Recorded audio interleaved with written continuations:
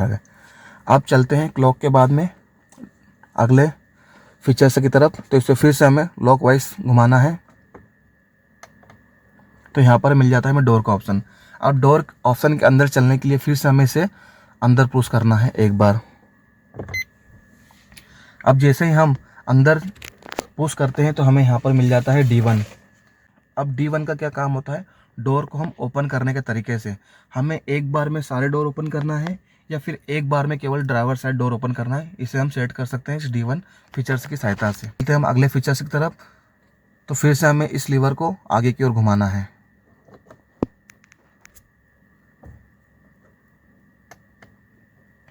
तो यहाँ मिल जाता है हमें D2।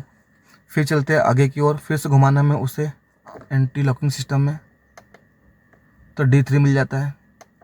फिर यहाँ मिल जाता है हमें D5।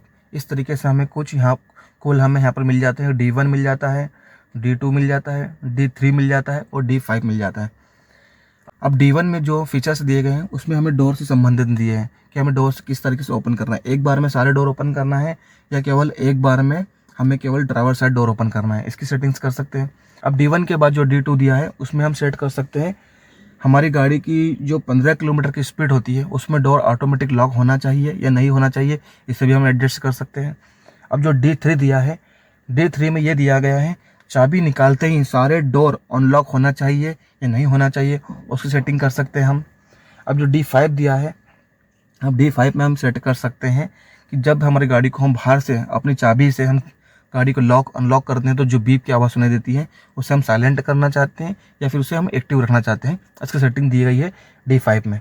अब चलते हैं एक एक फीचर्स के अंदर और उन्हें भी हम देख लेते हैं किसी तरीके से हमें सेट करना है। तो सबसे पहले चलते हैं हम D1 की तरफ। अब D1 के लिए अंदर जाने के लिए फिर से फीचर्स के हम इसे अंदर की ओर पुश करना है।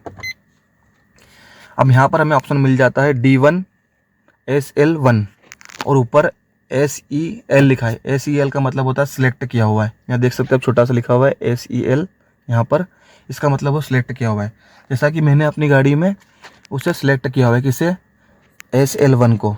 अब फिर आगे बढ़ने के लिए फिर हमें इसको घुमाना है लीवर को राइट साइड, तो यहाँ पे मिल जाता है हमें SL2। फिर यहाँ पे मिल जाता है हमें बैक।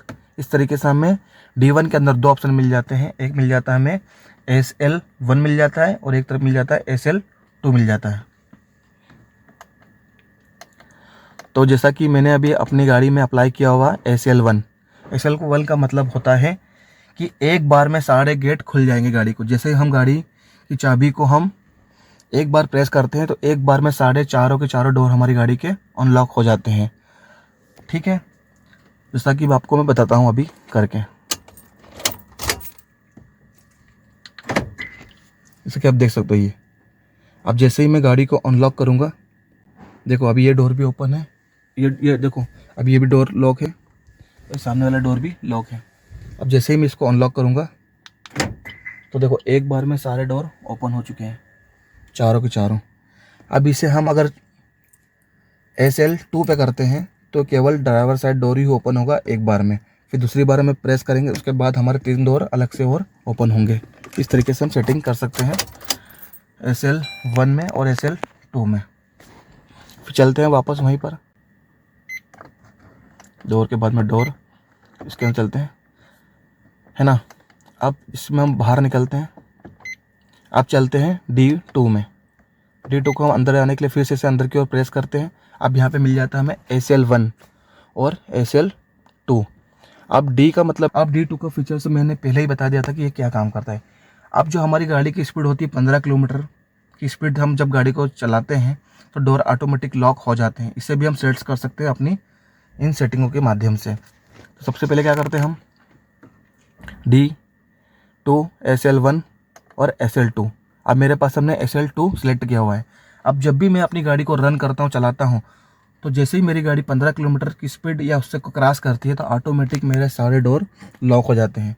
इसका फ़ायदा ये मिलता है कि हमें बार मैनुअली यहाँ से उसे हमें लॉक अनलॉक नहीं करना पड़ता है। ठीक है, तो मैंने यहाँ पर सिलेक्ट किया हुआ है SL2 पे। आप भी अपनी गाड़ी में SL2 पे ही सिलेक्ट करना अपनी सेटिंग्स को। आप फिर इसे आगे बढ़ाते हैं, यहाँ पे आ जाता है बैक ऑप्शन। फिर इस बैक के ऑप्शन से बाहर निकलने के लिए इसे अंदर की ओर एक बार पुश करना पड़ता है, ये कर दिया। अब चलते हैं अगले ऑप्शन की तरफ। तो यहाँ फिर घुमाना उसको हमें इस तरीके से।